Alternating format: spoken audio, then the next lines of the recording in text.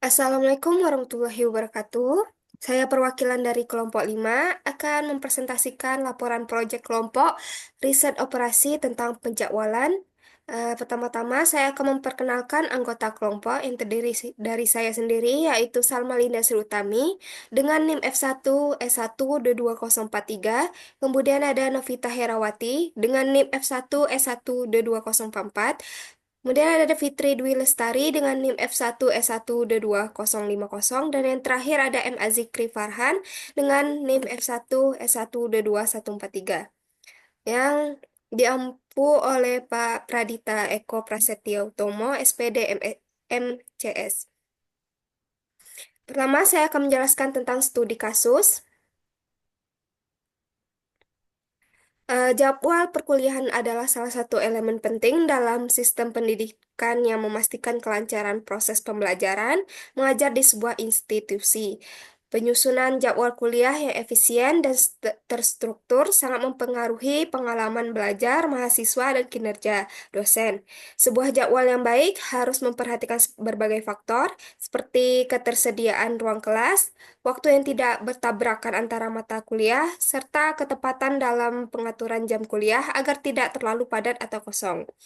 Selanjutnya kita masuk ke rumusan masalah yang akan dijelaskan oleh Novita Herawati. Kepada Novita Herawati, saya persilahkan.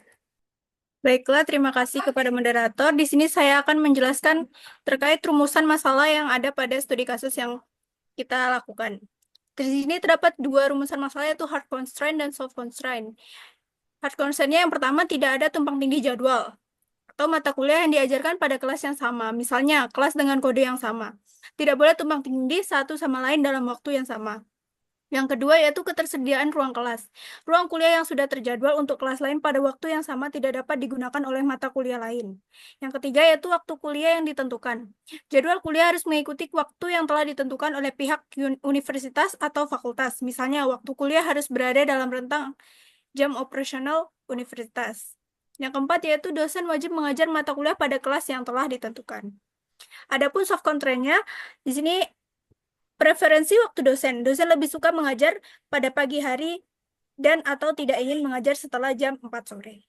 Baiklah, itu tadi rumusan masalah yang dapat saya sampaikan. Saya kembalikan kepada moderator. Terima kasih kepada Saudari Novita Herawati. Selanjutnya masuk ke tabel awal dan fitness akan dijelaskan oleh M. Azikri Farhan. Kepada Saudara Farhan, saya persilahkan. Terima kasih kepada moderator. Baiklah, di sini saya akan menjelaskan pada tabel awal, yang dimana pada tabel individu 1 terdapat crash antara dosen dan waktu yang diampu oleh Pak Pradita Eko Prasetyo Utomo, yang dimana mengajar mata kuliah yang berbeda di waktu yang sama. Dan yang ada pun juga terdapat crash antara ruang dan waktu yang diampu oleh Ibu Hasan atau Iftitah. Dan yang scroll ke bawah, moderator, yang bertabrakan pada kelasnya Bu Ulfa Khaira. Dan selanjutnya juga terdapat eh, crash antara jadwal yang terlalu larut, yang di mana jadwal yang diampu oleh Ibu Hasan atau Iftitah eh, dan Pak Benedika eh, Ferdian Huta Barat mengampu terlalu lama. Selanjutnya ke tabel individu 2, yang dimana terdapat crash antara dosen dan waktu yang diampu oleh Pak Benedika Ferdinand Huta Barat yang mengajar pada mata kuliah yang berbeda dan di waktu yang sama. Selanjutnya terdapat juga crash antara ruang dan waktu yang diampu oleh Ibu Hasan atau Iftitah dan Ibu Ulfa Khaira Bu dan Bu Ulfa Khaira. Dan juga terdapat jadwal yang terlalu larut yang diampu oleh Ibu Hasan atau Iftitah, yang dimana mengajar selama 5 dari waktu dari jam dari pukul 15.40 sampai 18.10. Selanjutnya, fitness yang dimiliki individu satu, individu satu yaitu 0,6 0,16 dan pada fitness individu 2 yaitu 0,25 dan rentang fitness yang dimiliki dari kedua individu ini yaitu 0,0833. Baiklah, itu saja yang dapat saya sampaikan. Saya kembali kepada moderator. Baiklah, terima kasih kepada Saudara Farhan. Selanjutnya, masuk ke crossover dan mutasi akan dijelaskan oleh Fitri Dwi Lestari. Kepada Fitri Dwi Lestari, saya persilahkan. Baiklah, terima kasih moderator. Saya akan menjelaskan tahapan crossover dan mutasi. Pada crossover, dua individu dipilih untuk bertukar gen untuk menghasilkan keturunan baru.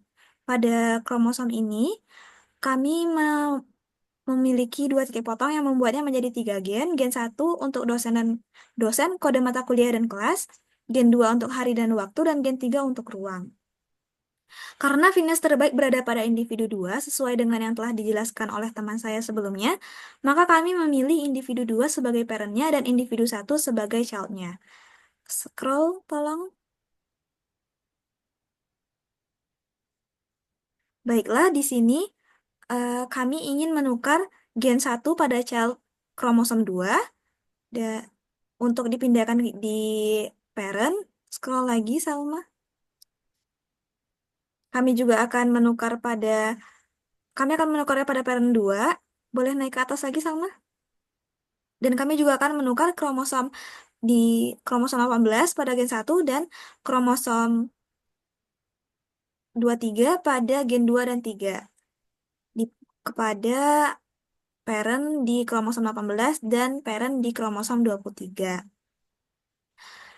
Maka hasil crossover terlihat seperti hasil berikut. Ini untuk individu satunya dan scroll lagi untuk individu sesudahnya. Nah, kemudian saya akan menjelaskan tentang mutasi. Mutasi adalah perubahan acak pada genom suatu individu. Pada kasus kali ini, kami menukar gen 3 dari kromosom yang masih memiliki penalti. Di sini, kromosom yang masih memiliki penalti berada di kromosom 11. Di kromosom 11, terdapat jam mengajar yang terlalu larut hingga pukul 18.10. Pada penalti ini, kami menukarnya menjadi jadwal yang optimal.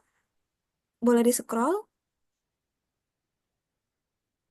Menjadi pukul 13.00 sampai dengan 15.30.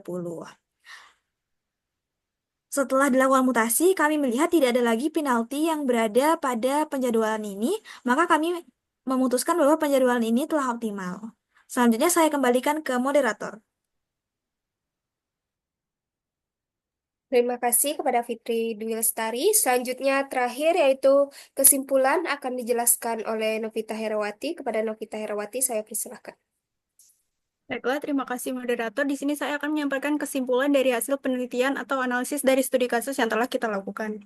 Berdasarkan analisis dan penyelesaian studi kasus penjadwalan perkuliahan menggunakan metode tertentu, dapat disimpulkan bahwa efisiensi dalam penjadwalan tidak hanya bergantung pada pengalokasian waktu yang optimal, tetapi juga pada pemenuhan kendala-kendala spesifik, baik yang bersifat hard constraint maupun soft constraint. Penyusunan jadwal yang ideal harus mempertimbangkan ketersediaan ruang kelas, alokasi waktu sesuai kebutuhan dosen dan mahasiswa, serta penghindaran tumpang tindih mata kuliah pada kelas yang sama. Baiklah, saya kembalikan kepada moderator. Baiklah, itu hasil dari presentasi dari kelompok 5. Jika ada salah, saya mohon maaf. Saya akhiri. Wassalamualaikum warahmatullahi wabarakatuh. Wah.